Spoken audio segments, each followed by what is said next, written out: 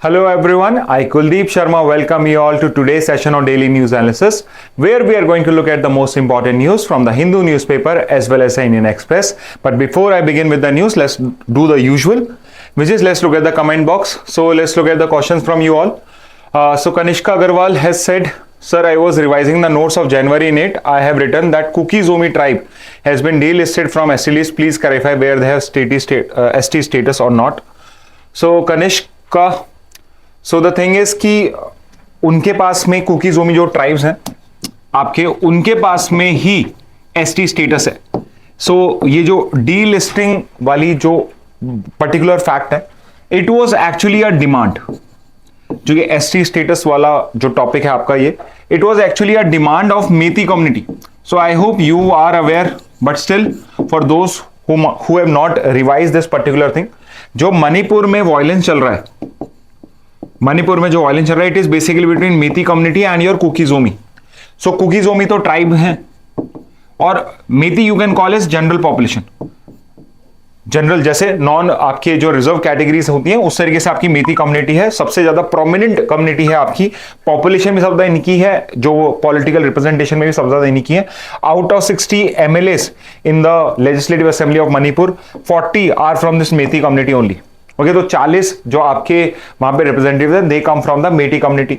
और Meitei community is demanding कि they should also be given an ST status, कि they were demanding कि हमें एसटी स्टेटस दीजिए, या फिर जो कुकी-जोमी ट्राइब्स हैं जो ओवर रिप्रेजेंट हो चुकी है गवर्नमेंट जॉब्स में, इनका एसटी स्टेटस रिमूव कर दिया, इन्हें डीलिस्ट कर दीजिए. And it is on this basis कि इन दोनों बीच कम्युनिटीज के बीच में इस टाइप से आपके प्रॉब्लम स्टार्ट हो रही है, प्रॉब्लम क्रिएट करी जा रही है. सो रिमेंबर दिस कि as of now they have a ST status. कुछ भी डीलिस्ट नहीं हुआ, कोई भी चेंज नहीं हुआ, ना ही as of now Meitei community को कोई एसटी स्टेटस में इंक्लूड किया गया है, और ना ही कुकी-जोमी ट्राइब्स को इसमें से डीलिस्ट किया गया. So one question which I would like you to answer is कि which of the following is responsible disconnected. So I'm writing down the question. Which of the following is responsible for addition of caste in scheduled caste list? So there is a scheduled caste list. उस scheduled caste list के अंदर में which of the following, I'm going to give you options also this time, कौन सी body है जो responsible अगर किसी नई कास्ट को ऐड करना है या नहीं करना है? फर्स्ट आई से president. Is it the president? Second, is it your parliament? Let's keep it C. C would be central government. And obviously D would be your state government. So I'm giving you 4 options. And my question to you all is कि इन चारों bodies में से कौन सी ऐसी constitutional authority है जो आपकी schedule caste की लिस्ट है आपकी, उसके अंदर में किसी कास्ट को ऐड या एक्सक्लूड, इंक्लूड या एक्सक्लूड, दोनों चीजें उसी के पास पावर रहेंगी. Which of the following 4 has the power to include और exclude a particular caste from the schedule caste list? Is it president, is it parliament, is it central government, और is it state government? So please answer it in the comment box. Okay, so Kanishka, I hope आपका answer मिल गया होगा कि कुकी-जोमी के पास आज भी ST status है, और उनको delisting was one of the demands of the Meitei community कि या तो इनको हटा दीजिए या हमें इनकॉर्पोरेट कर दीजिए. This was their demand. Kinjal Sharma sir, can you please explain what's Goa land use law is and why this is in use? So yes, इसको भी हम थोड़ा सा डिस्कस कर लेते हैं, not that important for us, but just for your knowledge कि गोवा के अंदर में क्या हुआ है कि not just Goa but everywhere जो आपकी स्टेट गवर्नमेंट होती है उसके पास में लैंड यूज को डिमार्केट करने का राइट होता है. लैंड यूज डिमार्केशन बेसिकली कि कौन सा पर्टिकुलर पीस ऑफ लैंड किस पर्टिकुलर पर्पस के लिए यूज हो सकता है. For example you must have seen कि कुछ प्रॉपर्टीज को हम रेसिडेंशियल और कमर्शियल में डिक्लेयर करते हैं, तो जो residential area residential property declare होगी उसमें कमर्शियल एक्टिविटी नहीं हो सकती है. सिमिलरली आप एग्रीकल्चर लैंड को भी इसी तरह से डिमार्केट करते हो, फॉरेस्ट लैंड को भी इसी तरह से डिमार्क करते हो. तो गोवा में क्या हुआ है रिसेंटली लास्ट 22 से 2024 के बीच में, many of these lands which were earlier under green zone, जो पहले ग्रीन जोन के पार्ट में आती थी, मतलब कि इन पर्टिकुलर लैंड्स में या तो फॉरेस्ट होगा या ये एग्रीकल्चर फील्ड बन सकते हैं आपके, या फिर यहां पे प्लांटेशन हो सकती है. फार्म हाउस, इस टाइप से आप ओपन कर सकते हैं।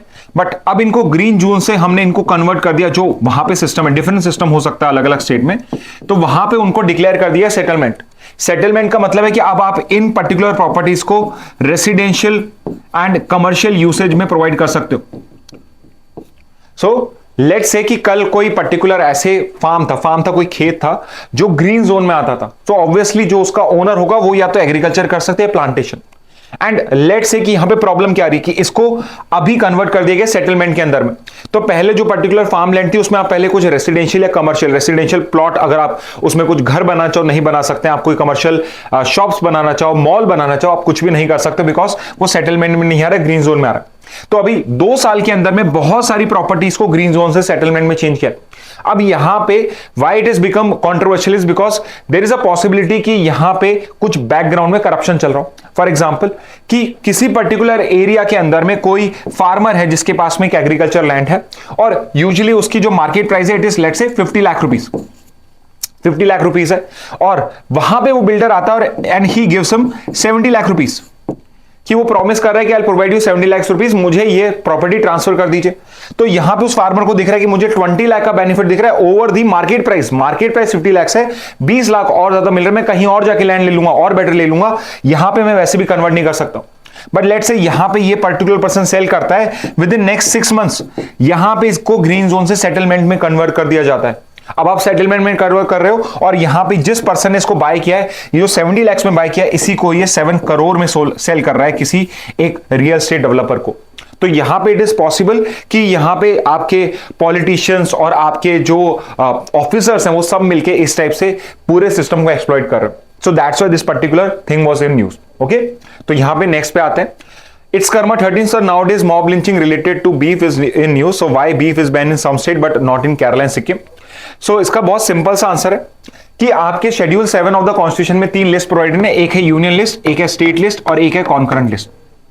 और जब यहां पे बात आती है एनिमल हस्बेंड्री की, एनिमल हस्बेंड्री एंड कुछ भी एनिमल से रिलेटेड, एग्रीकल्चर से रिलेटेड, तो वो एक स्टेट लिस्ट का टॉपिक है। It's a topic of state list. So majorly the decision to ban any kind of beef, basically beef यहां पे हम बात कर रहे हैं, तो हम यहां पे काउ और इवन बफेलो और जो बाकी के बुल्स होते हैं उनको भी हम बीफ ही बोलते हैं। बट मेजरली आपका यहां पे सवाल शायद काउ बीफ से होगा कि बेसिकली काउ का जो मीट होता है उसको बीफ बोला जाता है, और वो कुछ स्टेट में क्यों बैन है। So remember this, it depends because it's a topic of the state list. State government के पास में पावर होगी। Now it depends on the cultural preferences of a particular state. कुछ कल्चर्स ऐसे हैं इंडिया के में, India is a very diverse country, कुछ cultures ऐसे हैं इंडिया के अंदर में जहां पर पे आपके बीफ को आपका बहुत for a long standing time, for a long time उसको कंज्यूम किया जाता था। एंड कुछ स्टेट्स ऐसे हैं जहां पे काउ को बहुत ज्यादा सीक्रेट माना जाता था, वहां पे not just cow but buffalo, bull, इन सब के भी मीट को यहां पे इस तरह से नहीं किया जाता। तो आपके सुप्रीम कोर्ट ने कई बार इस टाइप के केस लॉज में इस चीज को अलाउ भी किया है कि फॉर एग्जांपल गुजरात जो स्टेट है, गुजरात जो स्टेट है उसने 1993 में ही, 1993 के अंदर में ही पूरा बीफ बैन कर दिया था। एंड बीफ बैन से मेरा मतलब सिर्फ यहां काउ बीफ से नहीं है, काउ, बफेलो, बुल, जितने भी जो आपके ड्रॉट कैटल होती है, बेसिकली मिल्क गिविंग कैटल जो होती है आपकी, और ड्रॉट कैटल जिसको आप यूज कर सकते हो खेती के अंदर में, वो सारी की सारी जो आपकी कैटल होती है उस सब को स्लॉटर पे बैनिंग कर दी। Ban on slaughter of all such draught animal. आपके जो भी बीफ था, बीफ पे बैन हो गया था, और सुप्रीम कोर्ट ने इसको अलाउ किया। सुप्रीम कोर्ट ने यहां पे प्रोविजन क्या प्रोवाइड करा कि एक तो आपका आर्टिकल 48 है in the constitution, DPSP, directive principle of state policy, जो आपके ड्यूटी पुट अप करता है स्टेट पे, ड्यूटी स्टेट से मतलब है सेंटर और स्टेट दोनों पे ड्यूटी पुट अप करता है कि वो काव और काव्स को और अदर इस टाइप के एनिमल्स को प्रोटेक्ट करे, उनके स्लॉटरिंग को यहां पे उनकी एक डायरेक्टिव प्रिंसिपल उनको कि उसको स्टॉप करना चाहिए, ठीक है, उसको प्रोहिबिट करना चाहिए, ये उनकी ड्यूटी है। तो आर्टिकल 48 भी इस चीज को अलाउ करता है। और यहां पे अगर गवर्नमेंट इस टाइप से करती है, there is not a full ban on the meat consumption, but एक स्पेसिफिक कैटल के ऊपर पे कंजम्पशन है जिसके इकोनॉमिक रीजन भी हो सकते हैं, तो that is allowed as per article 48। तो आपके सुप्रीम कोर्ट ने भी स्टेट की पावर को रिकॉग्नाइज करा है। बट ऑब्वियसली यहां पे जो रिस्ट्रिक्शंस होने चाहिए वो आपके अनरीजनेबल नहीं होने चाहिए, अनरिस्ट्रिक्टेड नहीं होने चाहिए, because once upon a time आपकी यूनियन एनवायरमेंट मिनिस्ट्री ने एक पर्टिकुलर नोटिफिकेशन लॉन्च किया एंड उस नोटिफिकेशन में दे सेड कि जो भी एनिमल मार्केट्स है, एनिमल मार्केट जो भी होते हैं किसी भी स्टेट के अंदर में, वहां पे वो बीफ या फिर मीट को सेल नहीं कर पाएंगे। और ऑब्वियसली केरला के अंदर में एक पर्टिकुलर ट्रेडिंग ग्रुप ने, जो बेसिकली मीट का ही ट्रेड करता था, उस पर्टिकुलर ग्रुप ने इसको चैलेंज करा एंड वहां पे सुप्रीम कोर्ट ने उनके फेवर में जजमेंट दिया कि आप इस तरीके से कोई भी रिस्ट्रिक्शन पुटअप नहीं कर सकते हो जहां आप सेल नहीं कर सकते हो। ये स्टेट गवर्नमेंट का राइट है। और सेकंड थिंग कि यहां पे सेल करने का आप राइट अगर यहां पे रोक रहे हो तो जो आर्टिकल 19(1)(g है, 19(1)(g है जो फ्रीडम ऑफ ट्रेड, प्रोफेशन और बिजनेस प्रोवाइड करता है, उसका वायलेशन यहां पे हो रहा है and that is not allowed. तो यहां पे इस चीज के बेसिस पे उस टाइप के बैन को कि आपने यहां पे सेलिंग पर ही सारा बैन लगा दिया है, that would not be allowed. तो इस टाइप से भी सुप्रीम कोर्ट ने डिसाइड करा है। So again one word answer या सिंपल आंसर वुड बी, एक लाइन का आंसर, कि स्टेट्स पे डिपेंड करता है कि आपको बीफ को बैन करना है, नॉट जस्ट बीफ, अगर आपको कुछ नॉन वेज का कंजम्पशन भी बैन करना है तो वो स्टेट पे डिपेंड करेगा। ऑब्वियसली आप बीफ को बैन कर सकते हो बिकॉज आर्टिकल 48 में वो शायद सपोर्टेड हो, बट अगर आप नॉन वेजिटेरियन फूड्स पे इस टाइप से बैनिंग कर देंगे that might not be allowed as per the supreme court and as per the constitution also. Okay, next पे आते हैं Karma. 7th October is a day when Gaza attacked on Israel. So yes, this was one of the question which I asked. तो यहाँ पे इन्होंने सही answer दिया है। And sir, you forgot 11 September also important है, Swami Vivekananda speech in Chicago 1893। तो आपके शिकागो में 1893 के अंदर में वर्ल्ड कांग्रेस ऑफ रिलीजन, आपकी वर्ल्ड काउंसिल ऑफ रिलीजन करके एक पर्टिकुलर सभा हुई थी एंड वहां पे Swami Vivekananda participated and he gave a speech in that particular world congress of religion and वो speech बहुत famous हो गई थी और ये speech 11 सितंबर को दी गई थी। so it might be important for some exam but I don't think कि ये अपने लिए इतनी इंपॉर्टेंट थी, मे बी इसलिए मैंने शायद इसको कवर नहीं किया and also I did not even remember कि 11 सितंबर को स्पीच दी गई थी बिकॉज हमारे इतने काम का नहीं है। बट 11 सितंबर जो है आपका 9/11, this is more important for the twin tower attack. Twin tower attack जो हुआ था आपका यूएस के अंदर में, इसके लिए ज्यादा इंपॉर्टेंट है आपका, तो हमने उस चीज को वहां पे कवर किया था। ओके, सो नेक्स्ट पे मूव करते हैं और user NB7GF7KW5G sir on Google at some place the total number of countries in BRICS is shown at 10 and at some places 9. One website mentioned a Saudi Arabian government minister said in mid-January it had not joined but South Africa's government since confirmed its membership status. So please clarify if I have to consider Saudi Arabia as member or not. So my answer will be yes, you have to consider Saudi Arabia as a member. And because you asked, so I went to the official websites of BRICS countries. So अभी आपका Russia जो है इसको host करने वाला है, तो एकदम रिसेंटली आपका 20 जुलाई का ही यहाँ पे एक पर्टिकुलर आपका समिट हुआ था which was BRICS you summit and उसके अंदर में if you will look at the bottom you would find कि जो नई कंट्रीज हैं पांचों की पांचों, उन सबको यहाँ पे वेलकम किया जा रहा है and those 5 countries are Egypt, Ethiopia, Iran, Saudi Arabia and UAE. तो यहां पर भी आपका UAE not UAE but Saudi Arabia was one of the attending members। और जो आपने पर्टिकुलर मुझे एक पर्टिकुलर कोटेशन प्रोवाइड करा रिगार्डिंग कि सऊदी अरब मिनिस्टर ने अभी तक ज्वाइन नहीं किया, दैट्स फ्रॉम फरवरी। और जून में ही आपका पीटीआई जो है आपकी प्रेस ट्रस्ट ऑफ इंडिया, इसका ही रिपोर्ट है कि India is welcome Egypt, Iran, UAE, Saudi Arabia and Ethiopia joining BRICS. तो यहां पे मुझे 2 ऐसे न्यूज आइटम्स मिले जिससे हम ये कंफर्म से कह सकते हैं कि आपकी सऊदी अरेबिया या ये 5 कंट्रीज हैं जो आपके ब्रिक्स के नए मेंबर्स बन चुके हैं। सो एक क्वेश्चन जिसका आपको आंसर करना है कि जो 2023 की समिट थी आपकी ब्रिक्स की, वो किस कंट्री ने होस्ट करी थी। सो again I repeat my question कि जो 2023 पिछली, जो इस बार 24 की आपकी कजान आपकी रशिया में हो रही है, पिछली जो समिट थी वो किस कंट्री ने होस्ट करी। एक और क्वेश्चन का आंसर करिए। 6 कंट्रीज थी जिनको लास्ट ईयर 2023 के टाइम में आपके होस्ट कंट्री ने 6 कंट्रीज को इनवाइट किया था to become members of BRICS, but 5 countries ने ज्वाइन किया उसे और 1 कंट्री ने उसे ज्वाइन नहीं करा है, विच इज दैट 6 कंट्री। तो वो 6 कंट्री का नाम बताइए और पिछले साल की जो ब्रिक्स समिट थी वो कहां पे हुई, इसको भी आपको बताना पड़ेगा। ओके, आगे मूव करते हैं। अगेन इन्हीं का ही आगे question, sir please tell which was the first state to conduct caste census. Though Bihar is the first to conduct and publish the result, which state will be the first to conduct it as even Karnataka did it in 2015। So it's a good question. Karnataka ने yes 2015 में एक caste related 2015 में caste related सर्वे किया था, but Bihar का जो आपका अभी रिसेंटली सर्वे आया है, बिहार को जो भी रिसेंटली सर्वे आया है, it is more in the nature of a caste census. तो यहां पे ये मोर एप्रोप्रिएट होगा as a caste census. Moreover Karnataka का जो कास्ट सर्वे था ये कभी पब्लिक ही नहीं हुआ, पब्लिक क्या, इसकी रिपोर्ट ही कभी आउट में आई ही नहीं। तो हम यहां पे क्लेम ही नहीं कर सकते कि ये कास्ट सर्वे कभी कंप्लीट होके यूज भी किया गया नहीं। So because of this particular reason, और ये कास्ट सर्वे के फॉर्म में था और ये कास्ट सेंसस के फॉर्म में था, तो वी वुड से कि the first country to conduct caste census after independence is Bihar.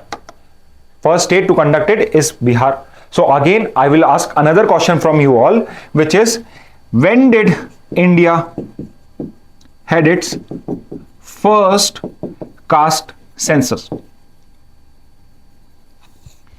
पहला कास्ट बेस्ड सेंसस इंडिया ने कब कंडक्ट किया था? And if you want a hint, it was pre independence. Okay, pre independence था। Obviously जो आपका full census था उसके बाद हुआ था, 1900 के बाद हुआ था। ठीक है, और हिंट्स मैंने दे दिए हैं। अब आपको आंसर करना है कि इंडिया का पहला कास्ट सेंसस कब हुआ था। ओके ओके, नेक्स्ट पे आते हैं Krish Rathore. Sir, is the recommendation by ECI to states are binding? तो इलेक्शन कमीशन ऑफ इंडिया अगर स्टेट्स को कोई रिकमेंडेशन दे रहा है तो क्या वो बाइंडिंग है? So you have to understand one thing कि इलेक्शन कमीशन ऑफ इंडिया बहुत सारे आपको एडवाइजेस देता है। सो जो इलेक्शन टाइम के एडवाइस होते हैं, दोज आर बाइंडिंग, और जो एनी अदर टाइम के होते हैं, मतलब इलेक्शंस नहीं है किसी स्टेट में और कुछ भी एडवाइस प्रोवाइड करी जा रही है, एडवाइस प्रोवाइड करी जा रही है। फॉर एग्जाम्पल कि सारे पॉलिटिकल पार्टीज को मॉडल कोड ऑफ कंडक्ट को प्रॉपरली फॉलो करना चाहिए, तो ये एक एडवाइस हो गई, तो ये नॉन बाइंडिंग हो जाएगी। बट इलेक्शन टाइम के अंदर में इलेक्शन कमीशन ऑफ इंडिया अगर स्पेसिफिक आपको कोई यहां पे गाइडलाइंस दे रहा है या रिकमेंडेशन दे रहा है, those you have to follow. For example कि इट्स अ कॉमन प्रैक्टिस कि जो गवर्नमेंट ऑफिशियल्स होते हैं उन लोगों का जो ट्रांसफर होता है ड्यूरिंग इलेक्शन अगर कोई ट्रांसफर करना है, या कोई पर्सन है जो बहुत टाइम से एक पर्टिकुलर प्लेस पे, कोई गवर्नमेंट ऑफिशियल, कोई आईएएस ऑफिसर, कोई डिस्ट्रिक्ट कलेक्टर किसी एक पर्टिकुलर डिस्ट्रिक्ट में बहुत ज्यादा टाइम से है, तो usually it is a common practice by election commission of India कि बिकॉज अ पर्टिकुलर ब्यूरोक्रेट अगर is serving in a particular area for a very long time, he might have developed certain interest in that particular district also. कि for example उसने कोई property वहां पे bye कर रखी हो सकती है, और भी कहीं इंटरेस्ट हो सकते हैं। For example he might have become close to some influential people, he might have become close to the MPs और MLAs। तो यहां पे it is possible कि वहां पे वो शायद बायस हो जाए, वो किसी को फेवर कर दे। तो इस पर्टिकुलर बायसनेस को कम करने के लिए election commission of India transfer order issue करता रहता है। तो जो ट्रांसफर ऑर्डर इशू करे जाते हैं वो सारे के सारे इलेक्शन कमीशन ऑफ इंडिया के रिकमेंडेशन पे ही किए जाते हैं, and the state governments are bound to follow them. Even the central government अगर उनको भी कोई इस टाइप से कुछ बाइंडिंग यहां पे प्रोविजन प्रोवाइड करा जाता है तो उनके लिए भी यहां पे ये बाइंडिंग हो जाता है। बट एनी अदर टाइम अगर वो कुछ और वहां पे सजेशन देते हैं, so those are non binding. Okay, so those are only advisory in nature. तो ये है यहां पे my answer for recommendation by ECI to state are binding और not. Okay, so with this we are done with the comment box, and now let's look at the news. So the first news I thought flowers से start करते हैं आपके। So आपका जो western Ghats में जो south का पार्ट है उसमें है आपके नीलगिरी हिल्स हैं आपके, और नीलगिरी हिल्स जो नाम आता है it comes from a particular species of flower जिसका नाम है Neelakurinji. And it's a very special flower, and the simple reason है कि ये जो पर्टिकुलर फ्लावर है ये आपका फ्लावर होता है 12 इयर्स के पीरियड में। तो इसकी जो लाइफ साइकिल है इट इज 12 इयर्स। 12 साल तक कोई फ्लावर नहीं आएगा और फिर उसके बाद 12 साल के बाद ये वापस से आपका ग्रो होता है। सो इस वजह से इस फ्लावरिंग श्रब को, नीलकुरुंजी को, हम अब IUCN की लिस्ट में भी इंक्लूड कर चुके हैं। आई एम श्योर आपको IUCN का फुल फॉर्म पता होगा। Please write down the name of the not the name but the full form of IUCN। तो इसकी जो रेड लिस्ट होती है, red list of species. Red list is basically कि एक रेड कलर के पेपर्स होते हैं इनकी एक बुक के अंदर में, और रेड लिस्ट के अंदर में वो वाली स्पीशीज आती हैं जो क्रिटिकली इंडेंजर्ड या वल्नरेबल हो। एंड ये जो आपका नील कुरुंजी प्लांट है, it is right now in the vulnerable state में है, और इसलिए ये आता है। इंटरेस्टिंगली जो आपके नीलगिरी हिल्स है, नीलगिरी हिल्स, तो इसका अगर लिटरल मीनिंग निकालोगे नीले पहाड़, नीलगिरी हिल्स, तो नीलगिरी हिल्स का जो नाम आता है वो इसके ब्लू फ्लावर्स ऑफ नीलकुरुंजी से ही आता है। Okay, so that's why I thought कि आज हम एक पर्टिकुलर इस फिनोमेना को भी कवर कर लेते हैं। इट्स ओनली अ पिक्चर जो फ्रंट पेज पे आपके हिंदू पे आई है, इसके अलावा इसमें और कोई कवरेज नहीं है, बट आई थॉट एक बार इसको भी कवर करना चाहिए। आगे चलते हैं। After peace talks Dalit get entry to temple in Tamil Nadu. So आपके जो ये कास्ट बेस्ड डिस्क्रिमिनेशन है, it is not the case कि अभी आपके इंडिया से ये सब चीजें निकल चुकी हैं। अगर आप थोड़े से भी रिमोट एरियाज में जाते हैं, थोड़े tier 2 tier 3 cities, tier 2 cities में भी जाएंगे, टीयर 3 सिटीज और विलेजेस में जाएंगे, वहां पर भी आज भी कास्ट बेस्ड डिस्क्रिमिनेशन होता है। And not just cast based discrimination, आपको आज भी अनटचेबिलिटी की प्रैक्टिस भी शो होती है। फॉर एग्जाम्पल, जब आप किसी दलित पर्सन को, एक शेड्यूल्ड कास्ट पर्सन को अगर टेंपल में नहीं एंट्री दे रहे हैं, तो आप यहां पे आर्टिकल 17 कॉन्स्टिट्यूशन का जो एक फंडामेंटल राइट है, अबॉलिशन ऑफ अनटचेबिलिटी, उसको यहां पे आप वायलेट कर रहे हैं। सो अगर मैं आपको कॉन्स्टिट्यूशन का इंपॉर्टेंट आर्टिकल्स बताऊं जो इस पर्टिकुलर केस में ब्रीच हो रहा है, तो ये हमारे लिए लीगल रीजनिंग के लिए इंपॉर्टेंट क्वेश्चन बन जाता है। तो कॉन्स्टिट्यूशन के आर्टिकल्स जो यहां ब्रीच हो गए वो है article 14, 15, 17 and 21 to be exact. तो 4 ऐसे फंडामेंटल राइट्स हैं जो लोगों के होते हैं। Article 14 right to equality, article 15 prohibition of discrimination on certain grounds, और उसके ऊपर में आपका जो caste it is one of the grounds. 17 is abolition of untouchability, कोई भी ऐसी प्रैक्टिस जो अनटचेबिलिटी को प्रमोट करती हो या उससे रिलेट करती है, उससे निकल के आई है, वो सारी प्रैक्टिस जो है वो इंडिया के अंदर में प्रोहिबिटेड है और पनिशेबल है।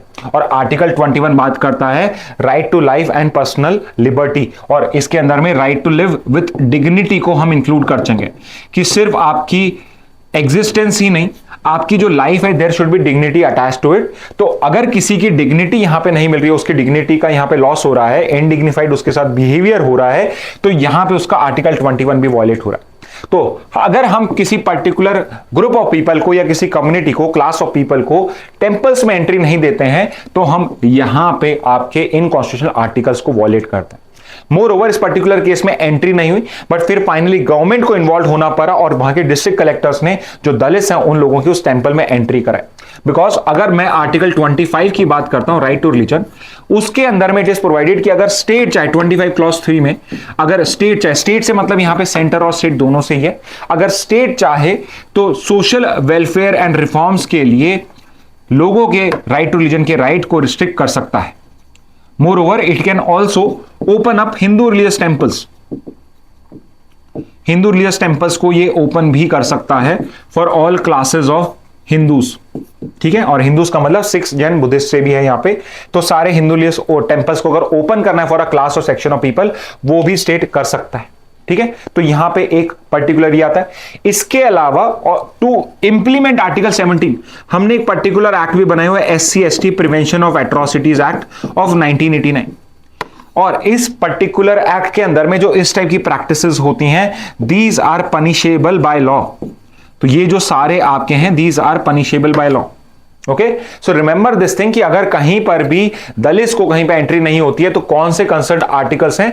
आर्टिकल 14, 15, 17, 21, आर्टिकल 25 भी आप रेट कर सकते हैं। Now I am not asking you to remember these articles, मैं याद करने की नहीं कह रहा हूं, बट यू शुड नो कि अगर इस टाइप का इश्यू आ रहा है तो कहां के आर्टिकल्स को आपको समझ में अंडरस्टैंडिंग आनी चाहिए और किन को आपको अप्लाई करके इसका आंसर मिलेगा। ओके, तो ये है, और plus SC/ST prevention of atrocities act है 1989 का, जो 2018 में सबसे रिसेंटली अमेंड हुआ है। तो इसमें एक अपडेट मैं आपको देता हूं, update not a recent update, but I am telling you because 2018 में जो अमेंडमेंट किया था, it was to overrule a particular supreme court judgment, जिसमें सुप्रीम कोर्ट ने बोला था कि इस पर्टिकुलर केस में एंटिसिपेटरी बेल भी अलाउ हो पाएगी। बट यहां पे आपके 2018 में अमेंड करके इसको क्लैरिफाई किया गया कि anticipatory bell provision is not allowed, is not available. So anticipatory bail होती है कि आपने क्राइम कमिट नहीं है बट यू एंटीसिपेट कि आपको अरेस्ट किया जा सकता है, तो आप पहले ही एंटीसिपेट करके पहले ही बेल के लिए अप्लाई कर सकते हैं। तो यहां पे सुप्रीम कोर्ट ने क्या clarify, not supreme court but parliament ने अमेंड करके क्या क्लैरिफाई करा कि आप एंटीसिपेटरी बेल का जो प्रोविजन है वो यहां पे अप्लाई नहीं होता है। Okay, so remember this particular point also regarding this particular news. Okay, next news पे आते हैं। Cubs in Malappuram after Nipah death, 126 primary contact quarantine. So Nipah virus आपका बहुत ज्यादा न्यूज में आ रहा है। एक एमपॉक्स अभी आपका पब्लिक हेल्थ इमरजेंसी बना हुआ है और नीफा वायरस जो है इसके केस जो है आपके इंडिया में, specifically south of Indian, specifically state आपका जो केरला है, वहां पे इसका आउटब्रेक बार बार हो रहा है। सो अभी आपने कंट्रोल कर लिया था लास्ट मंथ इसको, अब वापस से इसके केसेस जो है वो वापस से बढ़ना स्टार्ट हो गए और 126 जो प्राइमरी कॉन्टेक्ट्स है उनको क्वारंटाइन किया है because they might spread it to other people, because ये बहुत इजीली स्प्रेड होता है। तो नीफा वायरस हम फिर पहले भी कर चुके हैं, फिर से एक बार रिवाइज कर लेते हैं। So Nipah virus is a zoonotic virus. Zoonotic virus क्या होता है? सो जैसे कोविड-19 है, नीफा वायरस भी आपका जूनोटिक वायरस है और जूनोटिक वायरस एक वो वायरस होता है जो एनिमल से ह्यूमंस में ट्रांसफर हो सकता है। सो एनिमल से ह्यूमंस में ट्रांसफर हो सकता है और इसका जो प्राइमरी मोड ऑफ ट्रांसमिशन है, it is through flying fox, fruit bats. तो ये एक स्पीशीज है आपकी फ्रूट बैट्स की ही, जिनको फ्लाइंग फॉक्सेस भी बोला जाता है और ये इसका प्राइमरी स्टोरेज था, या यहां से ही आपका जो ये पर्टिकुलर नीफा वायरस है यहीं से निकल के आया, फ्लाइंग फॉक्स या फ्रूट बैट्स के थ्रू ही।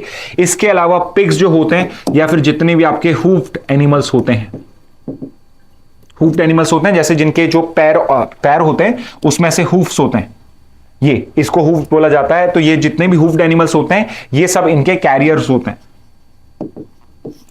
और इनका प्राइमरी कैरियर कौन था? First carrier are fruit bats. और अब ये आपके इनके थ्रू, यानी पिग्स हुए, आपके हॉर्सेज हुए, गोट्स, शीप्स, काउस, बफेलोस, जो भी आपके हूफ्ड एनिमल्स होंगे वो भी इसको कैरी कर सकते हैं। तो you know how easy it is for us to get contract this particular virus, because ये जो पर्टिकुलर एनिमल्स हैं आपके, जो काउस एनिमल्स जितने भी आपके शीप्स और गोट्स हैं, ये आपके कॉन्टेक्ट में बहुत ज्यादा रहते हैं। तो अगर फ्रूट बैट्स के थ्रू या समहाउ फॉर सम रीजन अगर ये एनिमल्स उस पर्टिकुलर वायरस के कॉन्टेक्ट में आते हैं तो ये वायरस आपको भी रीच कर सकता है। और इसके अलावा it can even infect you through contaminated food. तो कोई पर्टिकुलर फूड है जो contaminated with this Nipah virus, then also it can be done. And very importantly close contact with an infected person. तो यहां पे ब्लड, यूरिन और नेसल secretion, यानी कि एक नॉर्मल कोई भी ब्लड फ्लूइड, बॉडी फ्लूइड्स के through, body fluid not from air but body fluids के थ्रू ये आपके बॉडी में एंटर कर सकता है। तो एयर की तरह जैसे कोविड-19 एयर में स्प्रेड होता था, ये एयर से स्प्रेड नहीं होता है, ये ब्लड फ्लूइड्स के थ्रू यहां पे स्प्रेड होता है। इसके बाद इसका ओरिजिन क्या है? सो नीफा वायरस आपने सबसे पहले Malaysia and next just very next year आपने सिंगापुर में इसको सबसे पहले इसके केसेस को देखा था। First big outbreak was in Malaysia, तो वहीं से इस नीफा वायरस का नाम आता है। तो Malaysia would be the answer. क्या इसका कोई वैक्सीन या treatment? So answer is there is no vaccine और current treatment for Nipah virus. कुछ कैंडिडेट वैक्सीन है, मतलब जिन पे टेस्टिंग चल रही है, बट अभी तक कोई भी वैक्सीन और ट्रीटमेंट इसका नहीं आया है। और 2024 आउटब्रेक मेजरली किस स्टेट में हो रहा है? It is happening in the state of Kerala. तो ये कुछ इंपॉर्टेंट फैक्ट्स हो जाएंगे आपके regarding this particular virus. Okay, आगे मूव करते हैं। Opposition party criticise BJP one nation one election proposal. So आज बहुत सारी न्यूज है हमारे पास पढ़ने के लिए। तो यहां पर एक और, although it's not a new news, पुरानी न्यूज है, बट बिकॉज फिर से न्यूज में आ रही है तो फिर से आपके लिए इंपॉर्टेंट बन जाती है। सो यहां पे आपकी जो भारतीय जनता पार्टी बीजेपी है and Narendra Modi, they want कि अभी जो इंडिया है इसके अंदर में आपके 12 महीने 5 साल, आपके 12 मंथ्स ऑल 5 ईयर्स, या हमेशा की हमेशा सारे टाइम ही इलेक्शंस कंटिन्यू होते रहते हैं। तो यहां पे अभी आपके लोकसभा इलेक्शंस हुए, सिर्फ 6 मंथ्स लेटर अभी आपके 3 स्टेट्स के अंदर में इलेक्शन है, फिर 6 मंथ बाद फिर से 3 स्टेट में इलेक्शंस है। तो यहां पे क्या हो रहा है कि आपकी जो कंट्री है, और वन स्टेट और the other is always in the election mode. And जब भी इलेक्शंस होते हैं तो not just a state but your centre is also involve. Centre और स्टेट ही नहीं, आपकी गवर्नमेंट्स की बात नहीं है, यहां पे आपकी जो पैरामिलिट्री फोर्सेज हैं, सीआरपीएफ एक्सेट्रा, जो भी आपके सिक्योरिटी के लिए जिम्मेदार हैं, वो सारी की सारी इसके अंदर में इन्वॉल्व रहती हैं। सो यू सी कि जो आपकी पैरामिलिट्री फोर्स जिनका काम है बेसिकली सिक्योरिटी प्रोवाइड करना फॉर अदर थिंग्स, तो जिनको हम बेटर यूटिलाइज कर सकते हैं बॉर्डर्स के ऊपर पे या नक्सलिज्म के अगेंस्ट में या कुछ इंटरनल सिक्योरिटीज के लिए, उसकी जगह हम उन्हें इलेक्शन ड्यूटी पे, इलेक्शन सिक्योरिटी में इंपोज कर रहे हैं। तो would it not be better कि हमारे जो सारे इलेक्शंस है वो एक ही साल में या एक पर्टिकुलर टाइम पीरियड में कंप्लीट हो जाए। So it might not be possible कि आपके पूरे इंडिया के इलेक्शन एक दिन में हो रहा है, बट जैसे आपके लोकसभा इलेक्शन 7 फेजेस में हुए हैं, तो हर फेज में अगर 2-3 स्टेट्स हो रही हैं तो 3 की जगह 2 स्टेट्स कर लें, बट उनका लोकसभा और प्लस उनकी लेजिस्लेटिव असेंबली यानी सेंटर और स्टेट लेवल के इलेक्शन को हम साथ में क्यों नहीं कंडक्ट कराते हैं? बिकॉज अगर हम एक साल में इस टाइप से कंडक्ट करा देंगे तो उसके बाद में नेक्स्ट 5 साल तक ये सिर्फ गवर्नेंस पे फोकस करेंगे, रेदर देन कि after every 2 to 3 months 6 months at max कि आप वापस से इलेक्शन मोड में आ रहे हो। तो यहां पे हमारा फोकस गवर्नेंस के ऊपर, गवर्नमेंट्स का जो फोकस है वो गवर्नेंस के ऊपर ज्यादा होगा। सो this was the thought behind this particular proposal कि हम एक वन नेशन वन इलेक्शन की तरफ मूव करना चाहिए। बट इसमें ऑब्वियसली कुछ प्रॉब्लम्स भी हैं, तो हम उसको विद दिस पर्टिकुलर हैंडआउट, इस पर्टिकुलर न्यूज के साथ डिस्कस भी करते रहेंगे। तो इस पर्टिकुलर प्रपोजल को इंप्लीमेंट करने के लिए कैसे ये प्रैक्टिकली इंप्लीमेंट हो सकता है, आपकी गवर्नमेंट ने एक कमिटी बनाई थी and that committee was high level committee on one nation one election. And the important thing for us is कि इसको हेड किसने किया था? तो इसको हेड किया था आपके फॉर्मर प्रेसिडेंट रामनाथ कोविंद। तो इस पर्टिकुलर बात पे भी कंट्रोवर्सी हुई थी कि आप एक फॉर्मर प्रेसिडेंट जो हाईएस्ट ऑफिशियल है उससे आप कैसे एक कमिटी की रिपोर्ट्स बनवा सकते हैं। So never mind, Ramnath Kovind was the person जिन्होंने इस पर्टिकुलर हाई लेवल कमिटी को on one nation one election को लेकर करा था। तो इनका पहला टर्म्स ऑफ रेफरेंस की उनको बात किस पे करनी, तो यही था कि क्या हमें इस पर्टिकुलर चीज पे करना भी चाहिए, नहीं करना चाहिए, और करना चाहिए तो आप बताइए कैसे करना चाहिए, और नहीं करना चाहिए तो क्या रीजन है। तो इन्होंने ऑब्वियसली दे रिकमेंडेड कि yes we should be having one nation one election, कि सेंटर और स्टेट का और आगे जाके पॉसिबल हो तो जो थर्ड टियर ऑफ गवर्नमेंट है, पंचायत एंड म्युनिसिपैलिटीज, उनका इलेक्शन भी हमें साथ में कंडक्ट कराना चाहिए। तो what is basic proposal of this one nation one election committee कि हमें इन द फर्स्ट फेज हमें सेंटर के इलेक्शन और स्टेट गवर्नमेंट के इलेक्शन फेज वाइज एक साथ ही, बट फेज वाइज हमें एक ही पर्टिकुलर ईयर में कंप्लीट करना चाहिए। ओके, बट यहां पे मेन प्रॉब्लम आ जाती है आपकी कि आपका जो कॉन्स्टिट्यूशन है उसके 2 आर्टिकल्स हैं, उसमें 2 आर्टिकल्स हैं जो बेसिकली ये प्रोवाइड करते हैं, आर्टिकल 83 एंड 172, जो ये प्रोवाइड करते हैं कि आपकी लोकसभा का as well as legislative assemblies का जो टेन्योर है वो 5 साल का होना चाहिए। So they should be a 5-year tenure unless dissolved earlier। तो यूजुअली डिसोल्यूशन जो होता है वो तभी होता है जब आपके पास में मेजॉरिटी नहीं हो। बट एक प्रॉब्लम क्या आ रही है यहां पे कि 5-year टेन्योर अगर आपको कंप्लीट करना है तो इसके में प्रैक्टिकल प्रॉब्लम्स बहुत आ जाएंगी। फॉर एग्जांपल कि मान लेते हैं कि लोकसभा में एक पर्टिकुलर पार्टी के पास में मेजॉरिटी आ गई, कोalition के पास में आ गई, but in between 2 to 3 years अगर उस कोalition गवर्नमेंट की वहां पे मेजॉरिटी खत्म हो गई और वहां पे opposition no confidence motion pass करा देता है, तो क्या हम लोकसभा के साथ सारे लेजिस्लेटिव असेंबली को डिसॉल्व करेंगे, या नेक्स्ट जो आपके 2.5 साल और बचे हैं उसमें वही गवर्नमेंट या कोई केयर टेकर टाइप गवर्नमेंट होगी। सो यहां पे सबसे बड़ी प्रॉब्लम तो ये आती है कि इसको आप प्रैक्टिकली कैसे फीजिबल करोगे, बिकॉज अगर हम apart from this particular last 2 जो आपके 16 और 17 लोकसभा थे, जब बीजेपी और आपकी Narendra Modi thumping victory, thumping majority के साथ आपकी खुद की अकेली बीजेपी मेजॉरिटी लेकर आई थी, it has become a rare case after 1972 कि उसके बाद से आपकी कोई फुल मेजॉरिटी खुद आपकी आ रही हो, एक सिंगल पार्टी की आ रही हो या एक कोalition की फुल मेजॉरिटी प्रॉपर्ली आ रही हो। सो यहां पे ये बहुत प्रॉब्लमेटिक हो जाएगा, या फिर हम यहां पे इस साइड पे तो नहीं जा रहे हैं कि एक बार आपने किसी गवर्नमेंट को चूज कर लिया, अब नेक्स्ट 5 years तक आप उसको चेंज नहीं कर सकते। मोर ओवर ये प्रॉब्लम और भी ज्यादा हो जाती है बिकॉज स्टेट में भी आपके इलेक्शंस होंगे।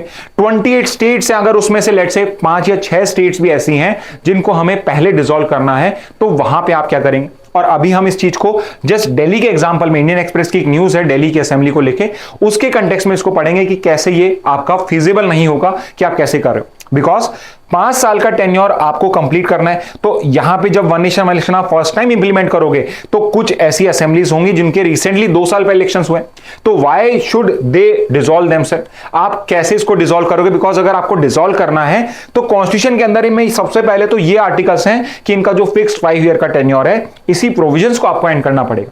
And it becomes very tough to do such kind of constitutional amendments because उसमें आपको स्पेशल मेजॉरिटी चाहिए होगी, हाफ ऑफ द स्टेट का आपको रेटिफिकेशन चाहिए होगा, तब जाके आप इस पर्टिकुलर लॉ को यहां पे इंप्लीमेंट कर पाओगे।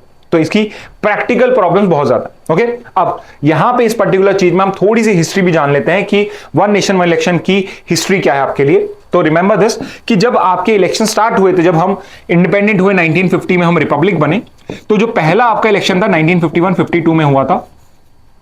सो इस पर्टिकुलर इलेक्शन में लोकसभा के इलेक्शंस एंड लेजिस्लेटिव असेंबली के इलेक्शंस भी साथ में ही हुए थे।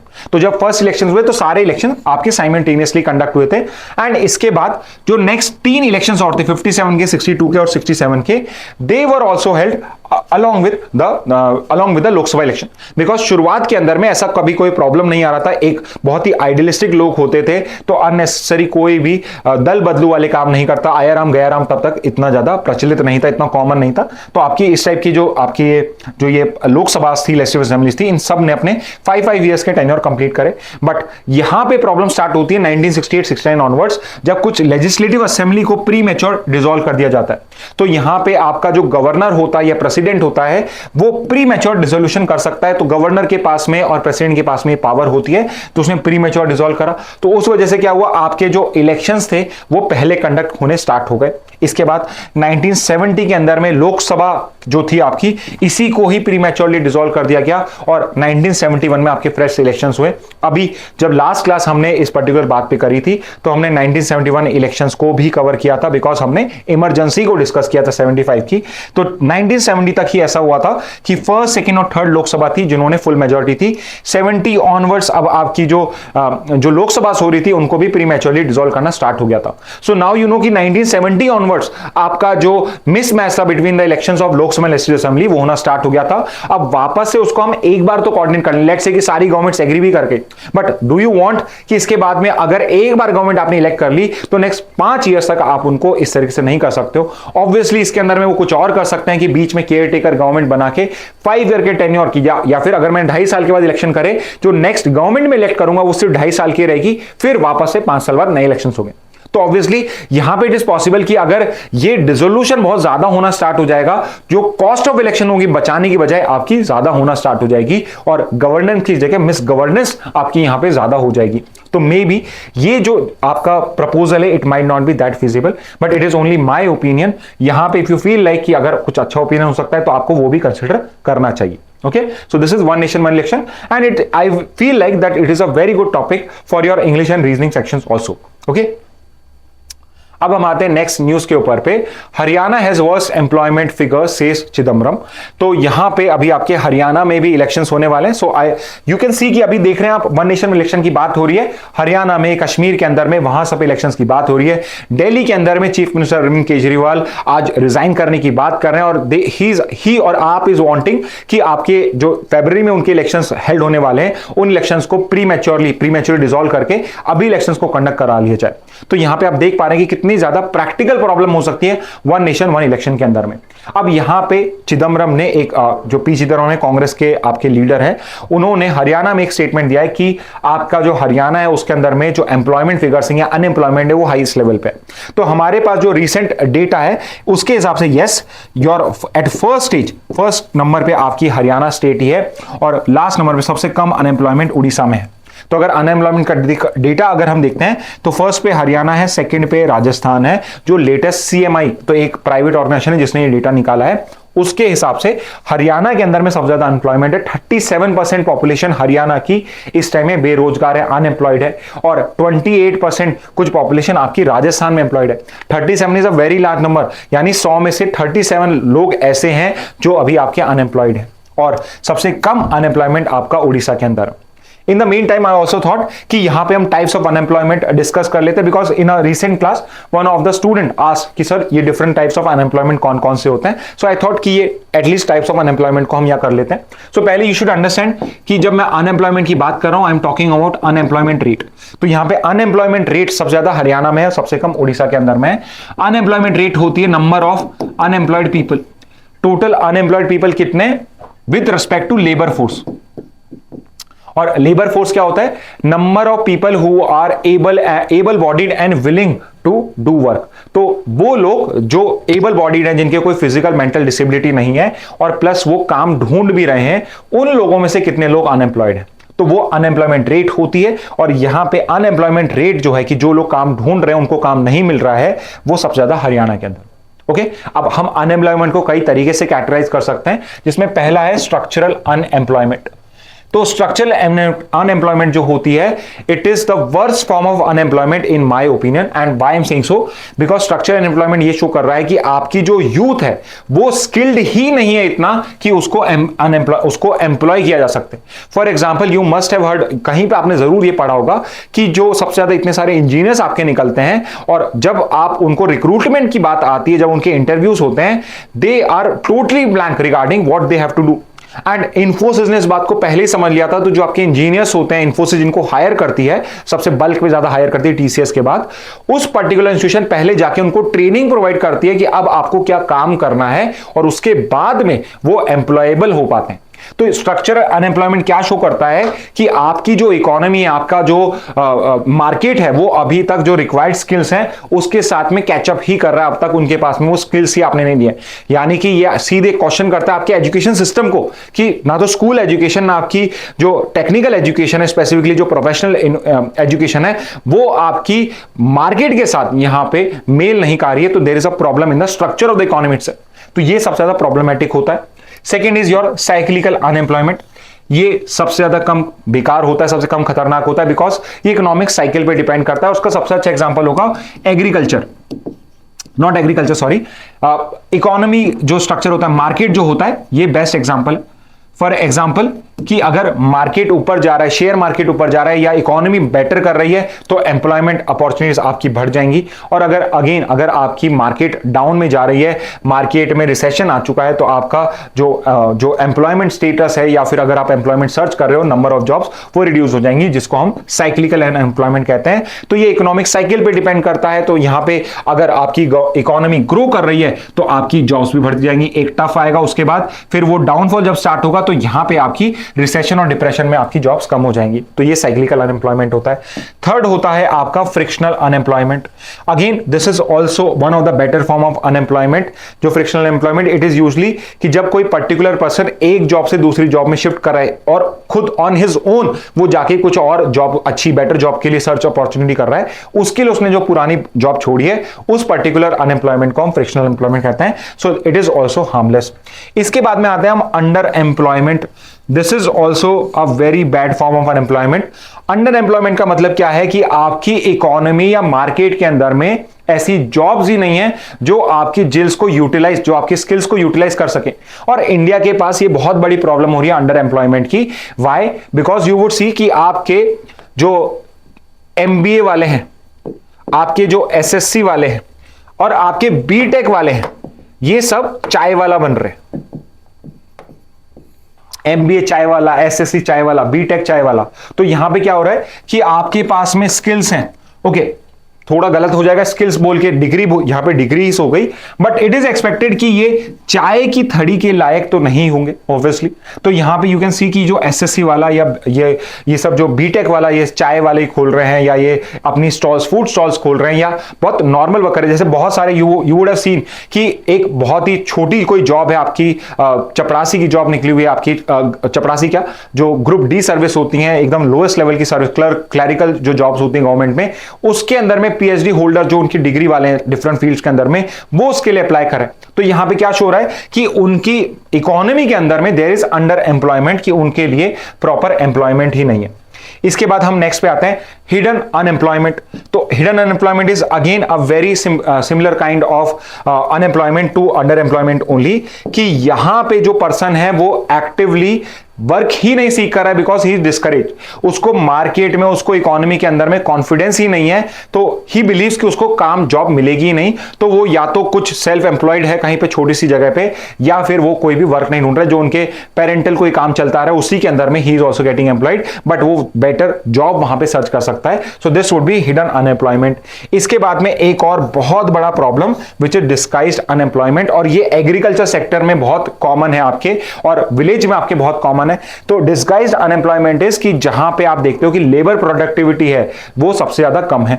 वो कैसे होता है कि बेसिकली मान लेते हैं कोई एग्रीकल्चर फील्ड है और एक अच्छी फैमिली है जिसके अंदर में लेट्स से 6 पीपल है, देयर आर 6 पीपल, और 6 के 6 उस पर्टिकुलर फील्ड में काम कर रहे हैं, उस पर्टिकुलर फील्ड में काम करें, may be because hidden employment है, अंडर एम्प्लॉयमेंट है, they are not able to find job anywhere else. तो यहां पे जो 6 लोग काम कर रहे हैं, इट इज पॉसिबल कि उस एग्रीकल्चर फील्ड के अंदर में there is only requirement of 4 people.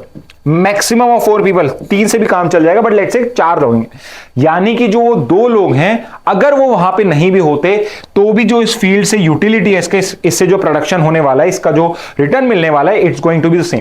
यानी कि ये 2 लोग वहां पे डिस्गाइज्डली अनएम्प्लॉयड हैं। There is a disguised employment in this case, यहां पे डिस्गाइज्ड अनएम्प्लॉयमेंट हो रहा है, यानी कि उनकी productivity, their marginal utility of labour is 0, यानी कि वो क्या एक्स्ट्रा ऐड कर रहे हैं, कुछ भी नहीं ऐड कर रहे हैं। तो ये डिस्गाइज्ड अनएम्प्लॉयमेंट का आपका एग्जांपल हो जाएगा। ठीक है, तो ये कुछ मेजर टाइप्स ऑफ अनएम्प्लॉयमेंट है, और तरीके से भी डिफरेंट इकोनॉमिस्ट आपके अनएम्प्लॉयमेंट को कैटेगराइज कर सकते हैं, but these are the major form of unemployment. It is very much possible कि एलेट के अंदर में जो आपका एनएलयू दिल्ली का एग्जाम है, एलेट, उस पर्टिकुलर एग्जाम के अंदर में इस टाइप के जो क्वेश्चंस होते हैं, इकोनॉमिक के बेस के क्वेश्चंस होते हैं, सिंपली डेफिनेशन बेस्ड जो क्वेश्चंस होते हैं, ये आपके डायरेक्टली आ सकते हैं, वन लाइनर्स की तरह आ सकते हैं। ऑब्वियसली क्लैट में भी ये आपके बहुत इजीली पूछे जा सकते हैं। एंड अगेन ऑब्वियसली इंग्लिश और रीजनिंग के लिए again it's a very good passage topic also. ठीक है, तो उसके लिए भी आई एक्सपेक्ट कि आप इसको इन सारे अनएम्प्लॉयमेंट क्या डिफरेंस होता है, इसको प्लीज आप रिवाइज कर ले। Okay, so let's move to the next topic अब।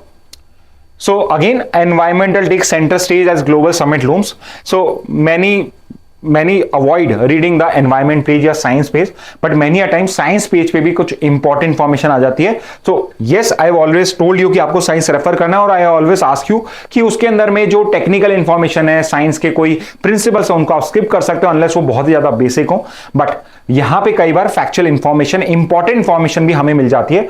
फॉर एग्जांपल कि यहां पे the news is environment take centre stage because 2024 के अंदर में आपकी कुछ 3 इंपॉर्टेंट कॉन्फ्रेंस हो रही है।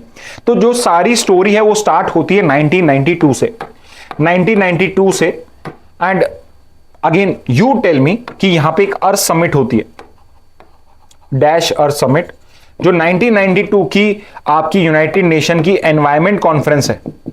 ये 1992 की अर्थ समिट, ये किस पर्टिकुलर सिटी ने होस्ट करी, सिटी और कंट्री का नाम बताइए कहां पे ये होस्ट हुई। और इस पर्टिकुलर समिट के 3 आउटकम्स थे। एक तो था आपका United Nation framework convention on climate change, एक था आपका United Nation convention on biodiversity, और एक था आपका United Nation convention to combat desertification. तो ये 3 यूनाइटेड नेशन के कन्वेंशंस थे जो 1992 की समिट से निकल के आए थे। And again you have to mention in the comment box कि किस पर्टिकुलर सिटी, कंट्री ने इसको होस्ट किया था। तो United Nation framework convention climate change से कैसे हमें टैकल करना है, उससे बारे में हमें एक फ्रेमवर्क बना के देता है। Next your United Nation convention on biological diversity और बायोडाइवर्सिटी, कि बायोलॉजिकल डाइवर्सिटी को हम कैसे प्रोटेक्ट कर सकते हैं, उससे रिलेटेड यहां पे आपके रूल्स और रेगुलेशंस हैं। और तीसरा है United Nation convention to combat desertification, कि जो आपकी ग्रीन एरियाज हैं वो कैसे डेजर्टिफाई हो रहे हैं, कैसे वो बैरन हो रहे हैं। डेजर्टिफिकेशन मतलब ये मत समझिए कि यहां पे आपके जो प्रॉपर डेजर्ट है, सहारा डेजर्ट बन रहा है, बट अगर कोई लैंड जो पहले आपकी फर्टाइल थी, वहां पे एग्रीकल्चर पॉसिबल था या वहां पे फॉरेस्ट होते थे, अब कैसे वो अब आपके बैरन लैंड में कन्वर्ट हो रहे हैं, तो वो भी डेजर्टिफिकेशन की डेफिनेशन में आता है।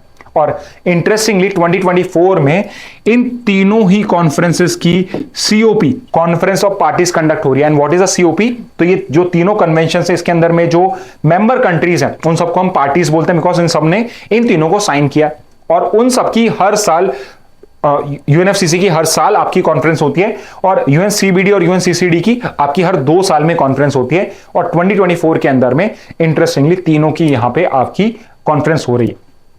ओके, तो सबसे पहले हम कन्वेंशन ऑन बायोडाइवर्सिटी की जो कॉन्फ्रेंस ऑफ पार्टीज है 16th नंबर की, तो 16 नंबर की 1992 से ये 16th नंबर की आपकी बायोडाइवर्सिटी वाली कॉन्फ्रेंस है, जो हो रही है आपकी कैली फ्रॉम कोलंबिया। तो कैली सिटी कोलंबिया के अंदर में ये पर्टिकुलर मीटिंग हो रही है। अभी नवंबर दिसंबर में होने वाले हैं सारे, तो अभी तक इसकी डिटेल्स हम अगर हमारे एग्जाम तक आ गई तो हमारे लिए इंपॉर्टेंट हो जाएंगे, अदरवाइज सिर्फ इतना ही इंपॉर्टेंट है इसमें। और इसकी जो प्रीवियस सीओपी 15 हुई थी 2022 वाली बायोडाइवर्सिटी की, वो मॉन्ट्रियल कनाडा में हुई थी, और it is a important summit. तो इसलिए ये आपको पता होना चाहिए, बिकॉज इस पर्टिकुलर कन्वेंशन ऑफ बायोडायवर्सिटी में जितनी भी मेंबर कंट्रीज थे, दे डिसाइडेड कि जो 30% ऑफ लैंड एरिया है, जो हमारा प्लैनेट का 30% एरिया है, उन सबको हम एनवायरमेंटल प्रोटेक्शन के रीजन्स में पुटअप करेंगे। जैसे इंडिया ने वाइल्ड लाइफ सेंचुरीज क्रिएट करी हैं, बायोस्फीयर रिजर्व्स कर रहे हैं, एनवायरमेंटली प्रोटेक्टेड रीजन्स हो जाएंगे 2030 तक 30% ऑफ द लैंड एरिया। तो हर कंट्री के पास में जो एरिया, इट विल ट्राई कि 30% एरिया उस पर्टिकुलर टेरिटरी का आपका एनवायरमेंटली प्रोटेक्ट हो। Okay, so this was the goal which we decided in 2022 कि 2030 तक हमें इसलिए करना है। सो इसलिए मॉन्ट्रियल कनाडा की जो आपकी ये कॉन्फ्रेंस ऑफ पार्टी सीबीडी की, इट बिकम्स इंपॉर्टेंट। इसके बाद नेक्स्ट पे आते हैं। अगेन आई एम श्योर ये सब आपको याद होगा, जो इस साल की आपकी conference of parties 29th number है UNFCCC की, वो बाकू अजरबैजान में होल्ड करी जाएगी। पिछली जो COP28 थी, अगेन इट वाज इंपॉर्टेंट, जो दुबई UAE में आपकी होस्ट करने वाले हैं। अब एक क्वेश्चन जो आपको यहां आंसर करना है, वी ऑलरेडी नो कि 2025 की जो COP30 है वो कौन सी कंट्री होस्ट कर रहा है। सो अगेन COP30 कौन सी कंट्री होस्ट कर रहा है, mention it in the comment box कि 2030 वाली जो कॉन्फ्रेंस ऑफ पार्टीज है टू UNFCCC, ये कौन सी कंट्री होस्ट कर रहा है। And if you can tell something special about that country for this year, इस साल भी वो कुछ और भी होस्ट कर रहा है, तो वो भी आप कमेंट बॉक्स में मेंशन कर सकते हैं। ओके, इसके बाद नेक्स्ट पे आते हैं, जो थर्ड आपका कन्वेंशन था, कन्वेंशन टू कॉम्बैट डेजर्टिफिकेशन। इसकी भी COP16 है। ऑब्वियसली 16 इसलिए बिकॉज हर 2 साल में होती है ये आपकी, और ये कंडक्ट कराई जा रही है रियाद सऊदी अरेबिया के अंदर में। तो Riyadh Saudi Arabia is going to host conference of party number 16 to United Nation convention to combat desertification. तो ये कुछ इंपॉर्टेंट कन्वेंशन है। नॉट जस्ट दिस, इस बार आपके दिसंबर के अंदर में एक और इंपॉर्टेंट आपका ट्रीटी नेगोशिएशन अभी कंटिन्यू हो रहा है, और हम ट्राई कर रहे हैं कि by this year end 2025 onwards हमारे पास एक ग्लोबल प्लास्टिक ट्रीटी होनी चाहिए, where we are going to put up a goal. एक पर्टिकुलर ईयर का गोल रखेंगे जब तक हमें प्लास्टिक को एलिमिनेट करना है। जो प्लास्टिक है, because it has become a hazard to our environment, तो हम इसको वर्ल्ड ओवर, पूरी ग्लोबली इसको हम एलिमिनेट करना चाहते हैं, इसको रिप्लेस करना चाहते हैं। तो उसके लिए ग्लोबल प्लास्टिक ट्रीटी की नेगोशिएशंस कंटिन्यू हो रही हैं, और यहां पे 5th UNEP assembly Nairobi Kenya के अंदर में हमने इसको, यहां से हमने डिसीजन लिया था कि हम एक ट्रीटी के लिए नेगोशिएशन करेंगे, और उसके लिए हमने 5 INC कंडक्ट करी हैं 2022 ऑनवर्ड्स लेके लास्ट अभी जो आपकी 2024 में हेल्ड होने वाली है वो साउथ कोरिया में होने वाली है। तो आपको ये 5 जो है INCs ये पता होनी चाहिए। स्पेसिफिकली आपका जो INC 5 है, जो आपका साउथ कोरिया के अंदर में कंडक्ट होगा ईयर एंड के अंदर में। तो ये कुछ recent environment related, convention related आपकी अपडेट है।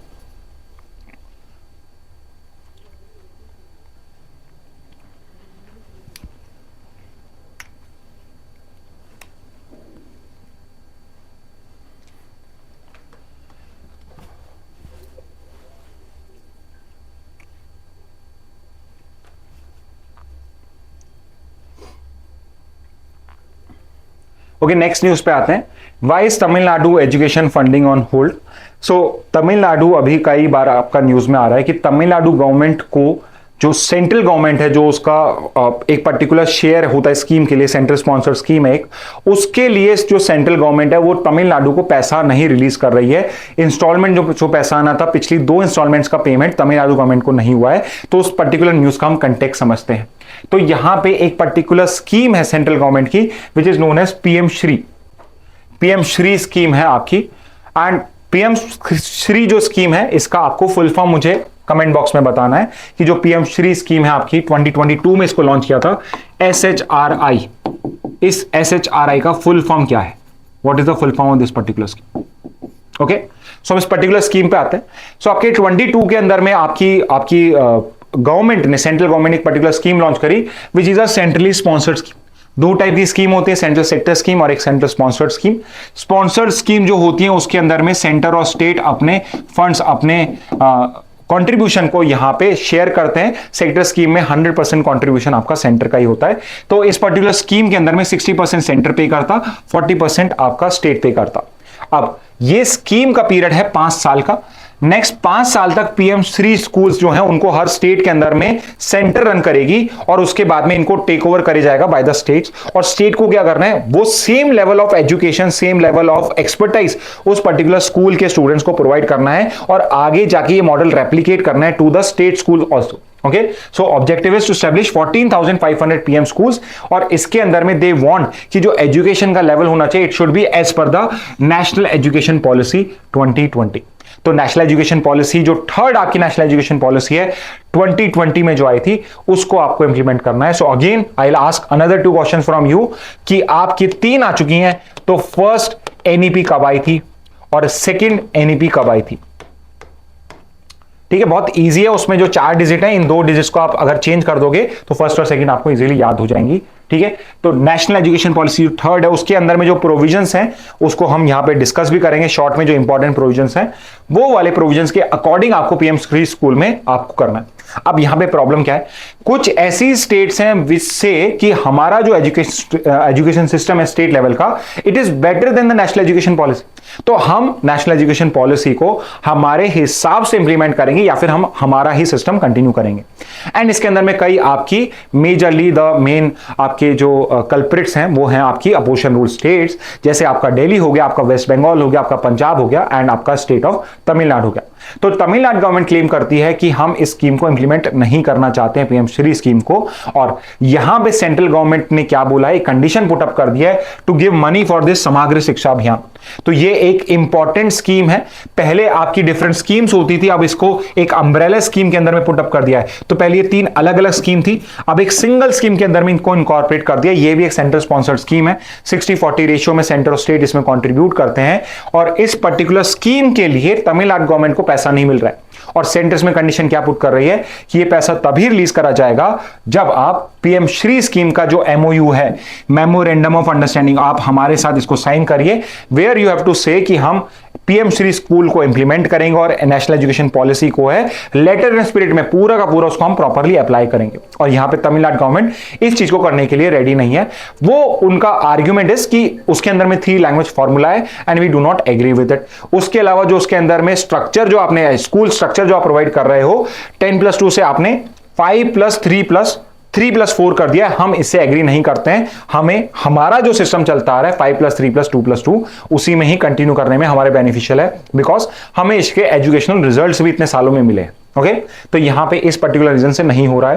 तो नेशनल एजुकेशन पॉलिसी 2020 के मेन चेंजेस क्या है, तो ये एनईपी भी आपके लिए इंपॉर्टेंट है, जीके के लिए भी और इंग्लिश और रीजनिंग के लिए भी। तो इसके अंदर में जो आपका यूजुअल 10+2 स्ट्रक्चर है, 10 साल तक आपका फर्स्ट से 10th क्लास और फिर 11th और 12th आपकी सीनियर सेकेंडरी स्कूल्स हो जाएगी, और उसको अगर मैं डिवाइड करना चाहूं तो 5+3+2+2 में भी मैं उसको डिवाइड कर सकता हूं।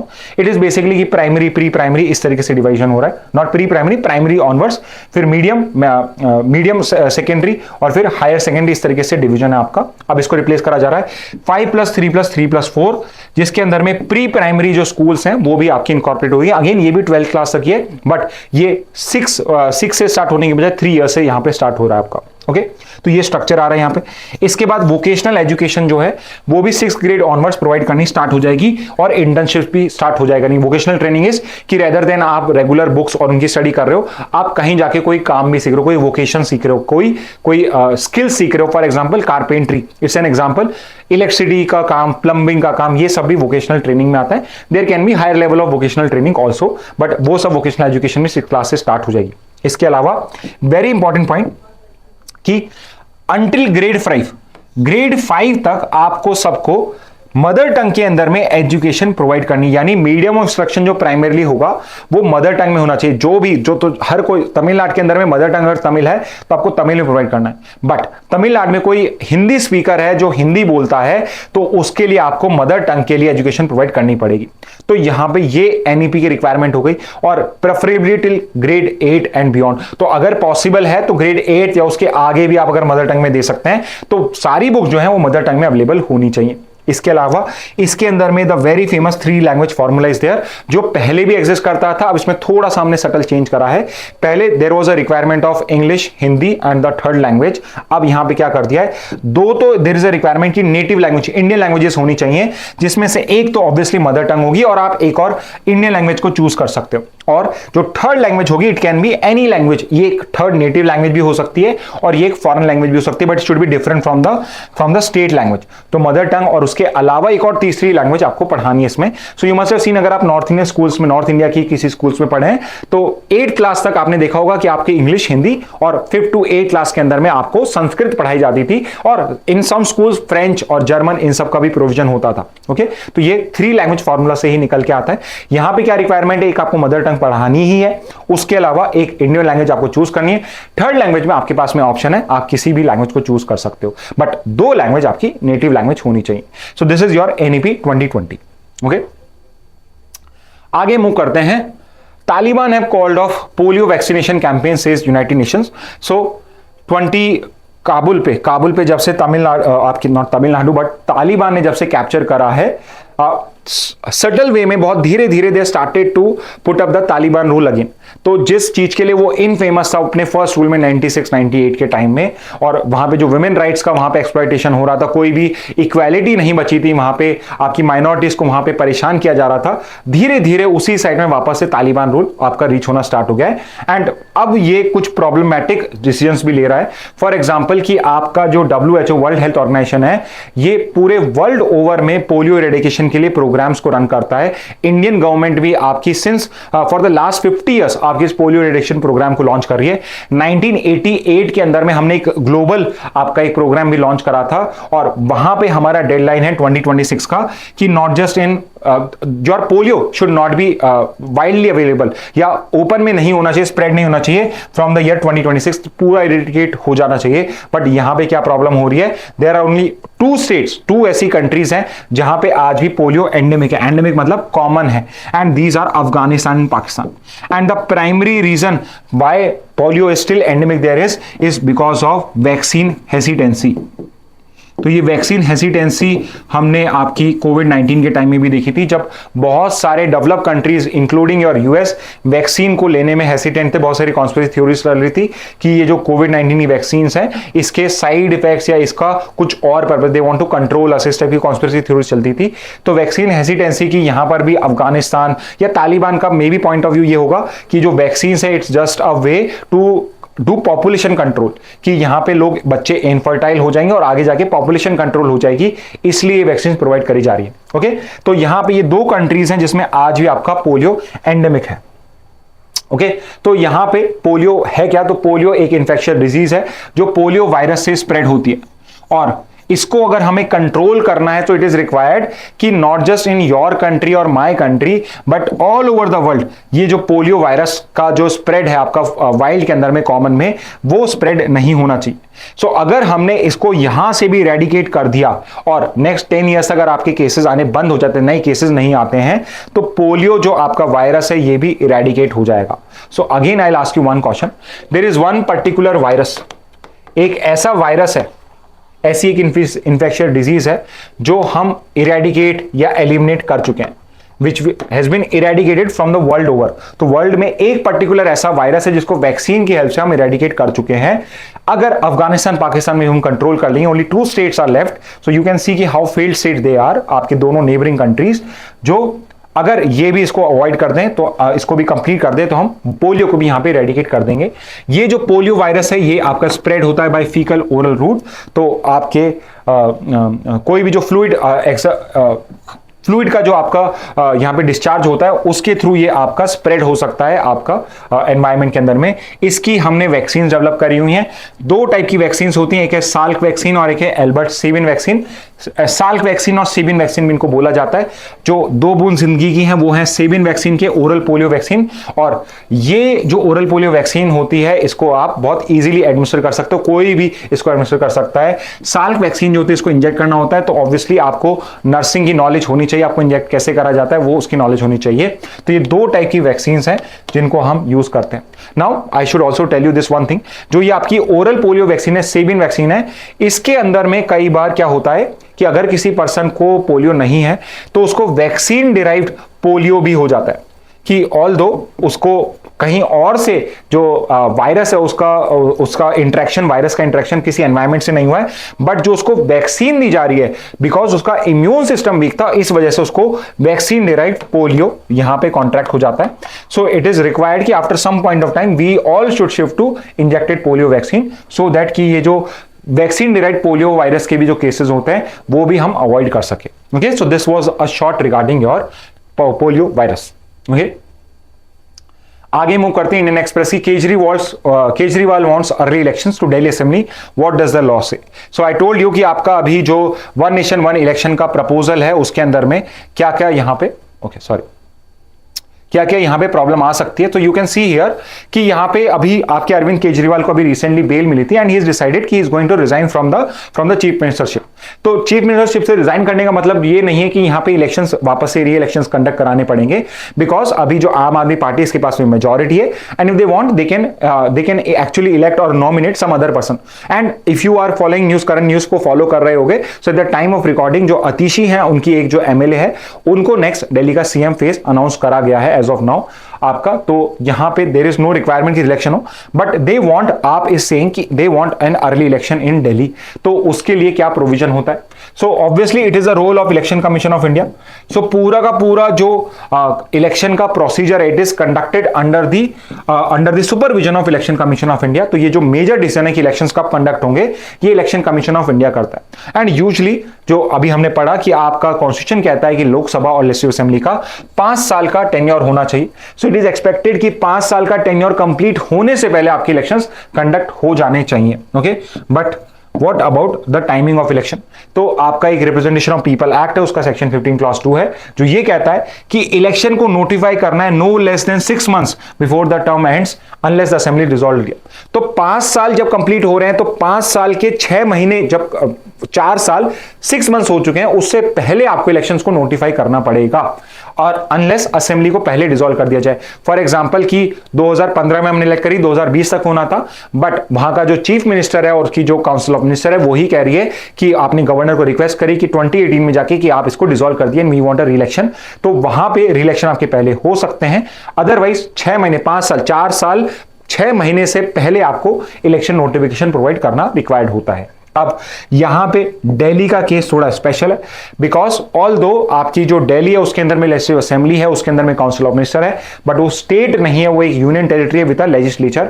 तो उसके अंदर में जो आपका लेफ्टिनेंट गवर्नर होता है उसके पास में पावर होती है डिसॉल्व करने की असेंबली की, और usually it is on the recommendation of the chief minister. But यहां पे जो फाइनल डिसीजन होता है it is still with the centre. तो यहां पे अगर आपके चीफ मिनिस्टर रिकमेंड भी करते हैं कि हमें इसको डिसॉल्व करके इलेक्शंस कराने हैं, तो एक तो एलजी उस पर्टिकुलर रिक्वेस्ट को यहां पे रिजेक्ट भी कर सकता है। उसके अलावा यहां पे अगर एलजी को डिसीजन भी लेना है तो वो यूजुअली सेंटर से पूछ के डिसीजन लेगा। यूजुअली क्या होता है बाकी जगहों पे आर्टिकल 174 बताता है governor can dissolve the legislative assembly based on the council of minister recommendation.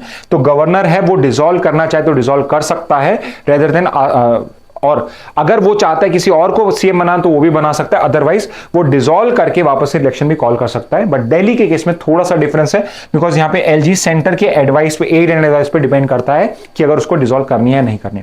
So now you can see कि वन नेशन वन इलेक्शन कितना प्रॉब्लमेटिक हो सकता है, बिकॉज इट इज पॉसिबल कि एक पॉलिटिकल पार्टी है जो पावर में है उसके ही कुछ 2/3 मेंबर्स निकल जाते हैं, उस पार्टी को छोड़ के दूसरी पॉलिटिकल पार्टी में मर्ज कर लेते हैं और वहां पे वो गवर्नमेंट बनाने से मना कर देते हैं। So what will you do? अगर 2 साल ही कंप्लीट हुए तो क्या आप इलेक्शंस कंडक्ट कराएंगे या आप 3 साल तक कोई केयर टेकर गवर्नमेंट बना के फॉर्म करेंगे? These are some of the problems with calling of one nation one election also.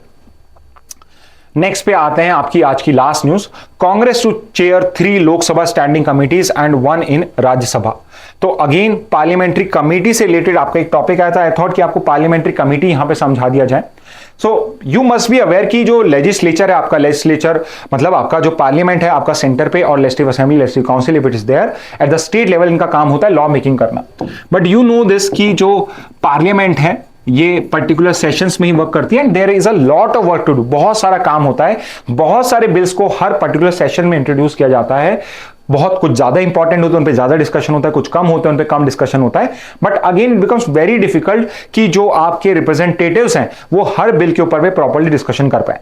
तो इसके लिए देयर इज अ प्रोविजन कि आप पार्लियामेंट्री कमिटीज क्रिएट कर सकते हो। तो पार्लियामेंट के जो मेंबर्स है, पीपल के रिप्रेजेंटेटिव्स हैं, उनके आपने 31 मेंबर्स की कमिटीज बना दी और वो 31 मेंबर्स अपार्ट फ्रॉम पार्लियामेंट अलग से बैठ के प्रॉपरली उस बिल्स को, क्लॉजेस को, उसके जो कंट्रोवर्सीज, उसके अमेंडमेंट्स, रिकमेंडेशंस हैं, उन सबको क्लॉज बाय क्लॉज वहां पे डिस्कस कर सकते हो। और it has been found not just in India but world over कि पार्लियामेंट कमिटी से जो लॉज निकल के आते हैं दे आर बेटर आपके फॉर्मेशन के अंदर में और उनके इंप्लीमेंटेशन के फॉर्म में। तो जो आपका पार्लियामेंट्री कमेटी सिस्टम है, हमने बोरो किया from British parliamentary system, because ये सिस्टम ब्रिटिश पार्लियामेंट में भी है, कनाडा में भी, यूएस में भी है, बट हमारा जो सिस्टम है हमने आपके ब्रिटिश के पार्लियामेंट से इसको बोरो करा है। और इंडिया में हमने पहली पार्लियामेंट्री कमेटी कब क्रिएट करी थी? तो पहली पार्लियामेंट्री कमेटी थी, it's a very famous public accounts committee, जो हमने 1921 में ही क्रिएट करी थी। सो आपका 1919 का गवर्नमेंट ऑफ इंडिया एक्ट है, also known as Montford reforms और मॉन्टेगो-चेम्सफोर्ड रिफॉर्म्स। ये उस टाइम के आपके सेक्रेटरी ऑफ स्टेट और गवर्नर जनरल थे, वाइसरॉय सेक्रेटरी ऑफ स्टेट थे, जिनके नाम पे हम इन पर्टिकुलर एक्ट को पॉपुलरली मॉन्टफोर्ड रिफॉर्म्स भी बोलते हैं। उस पर्टिकुलर एक्ट के अंदर में हमने पीएसी का एक प्रोविजन करा था, जिसका काम था कि जितने भी आपके गवर्नमेंट के एक्सपेंडिचर्स हैं उसको ये कमेटी गो थ्रू करेगी। ओके, इस particular committee, so first committee जो आपने क्रिएट करी वो आपकी बिफोर इंडिपेंडेंस 1921 में parliamentary accounts committee. And after independence हमने ये पर्टिकुलर सिस्टम को कंटिन्यू करा, बट जो पीएससी होती थी वो एक अनइलेक्टेड बॉडी होती थी। तो आफ्टर इलेक्शन हमने इन बॉडी के जो मेंबर्स हैं उनको इलेक्ट करना स्टार्ट कर दिया। मेंबर ऑफ पार्लियामेंट्स के थ्रू ही आपके ये सारे मेंबर्स इलेक्ट होना स्टार्ट हो गए। ओके, और विथ टाइम हमने पहले जस्ट इलेक्शन 52-53 के बाद हमने ऐसी तीन कमिटीज बनाई। After some point of time 60-70s में हमने इसको नंबर 10-12 करा, फिर कुछ 17 हुए। अब करंटली आपके प्रेजेंटली जो डिपार्टमेंट रिलेटेड स्टैंडिंग कमेटी है वो 24 इन नंबर है। सो इनको डीआरएससी और डीएससी भी बोला जाता है, departmentally related standing committee. Standing committee मतलब जो परमानेंट होती है, स्टैंडिंग कमेटी होती है परमानेंट, और दूसरी होती है एड हॉक जो टेम्पररी पीरियड के लिए होती है। ओके, तो जो स्टैंडिंग कमेटी ऐसी टोटल 24 टाइप्स की कमेटी है जो डिफरेंट आपके जो बिल्स होते हैं उनसे डिस्कशन करती है, डिफरेंट सब्जेक्ट मैटर से डील करती हैं। जैसे एक इकोनॉमी पे होगी, एक डिफेंस पे होगी, एक हेल्थ पे हो सकती है। डिफरेंट पर्पस के लिए आप डिफरेंट 24 कमिटीज आपने क्रिएट करी हैं। ऐसी 16 तो लोकसभा स्पीकर के अंडर में आती हैं और 8 राज्यसभा के चेयरमैन के अंडर में आती हैं। But it is important to note कि इन सारी कमिटीज के अंदर में इट इज नॉट रिक्वायर्ड कि जो 16 ये लोकसभा की कमिटीज हैं इनमें सिर्फ आपके लोकसभा के मेंबर्स होंगे। तो जो 16 कमिटीज लोकसभा में है और 8 कमेटी जो राज्यसभा में है, इसके अंदर में टोटल 31 मेंबर्स होते हैं। हर कमेटी में 31 मेंबर्स होते हैं, चाहे लोकसभा स्पीकर के अंडर में हो, चाहे राज्यसभा के चेयरमैन के अंडर में हो। और ये 31 मेंबर्स दोनों हाउसेस से बिलोंग करते हैं और उसमें 21 हम लोकसभा से लेते हैं और 10 हम राज्यसभा से यहां पे इसके अंदर में इंकॉर्पोरेट करते हैं और टोटल ऑफ 31 होते हैं। सो 2004 से पहले इसके अंदर में 45 मेंबर्स होते थे, not an important fact. Presently इसमें 31 मेंबर्स होते हैं आपके, ठीक है। सो 24 ऐसे मेंबर कमिटीज हैं, 16 लोकसभा स्पीकर के अंदर में आती हैं और 8 राज्यसभा के मेंबर में अंडर में आती हैं। 31 मेंबर्स होते हैं। इसमें या तो आपका जो लोकसभा स्पीकर है वो नॉमिनेट कर सकता है यहाँ पे कि कौन कौन इसके मेंबर्स होंगे। आप इलेक्शंस भी कंडक्ट करा सकते हो, ऐसा कोई सेट प्रोसीजर नहीं है, कोई प्रॉपर कोई रूल्स रेगुलेशन नहीं है कि आपको इस तरीके से इसमें इलेक्शन करना है या इसके अंदर में नॉमिनेशन करना है। ओनली रिक्वायरमेंट इसकी लोकसभा स्पीकर डिपेंडिंग इलेक्शन करना है, नॉमिनेशन करना है, कैसे भी कर सकता है, ठीक है। इसके बाद 2 टाइप्स की कमिटीज होती हैं, standing committee and ad hoc committee. Standing committee permanent होती हैं जो हर साल आपकी कॉन्स्टिट्यूट करी जाती हैं। तो ये 24 डिपार्टमेंट रिलेटेड स्टैंडिंग कमिटीज हैं। ये जो डिफरेंट आपके बिल्स होते हैं, फॉर एग्जांपल बजट जो होता है, उनको डिस्कशन करा जाता है। और दूसरी होती है एड हॉक कमिटीज जो टेम्पररी पीरियड के लिए होती हैं। तो जैसे ही कोई पर्टिकुलर बिल होता है उसको डिस्कशन करना है तो उस पर्टिकुलर डिस्कशन पे उस बिल को पैसेज के बाद में वो कमेटी अपने आप डिसॉल्व हो जाती है। अपना रिकमेंडेशन दिया आपका पार्लियामेंट को, उसके बाद उसको डिसॉल्व कर दिया गया। तो जो सेलेक्ट कमेटी होती हैं और ज्वाइंट कमेटी होती हैं बिल्स पे, ये प्रिंसिपल एग्जांपल्स हैं एड हॉक कमिटीज के।